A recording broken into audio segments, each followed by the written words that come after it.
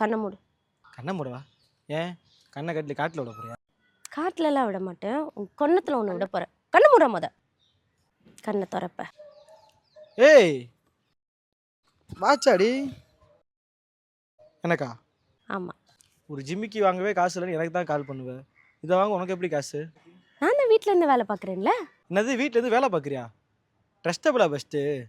இப்போலாம் நிறையா ஸ்கேம் நடக்குதுடி. 100% ட்ரஸ்டபிள் தான். கவர்மெண்ட் சர்டிஃபிகேட் கம்பெனிடா. 22 இயர்ஸாக ரன் பண்ணிட்டு வராங்க. இந்த மாதிரி ஜாப்ல இன்வெஸ்ட் பண்ண சொல்லுவாங்களே, அப்படியா?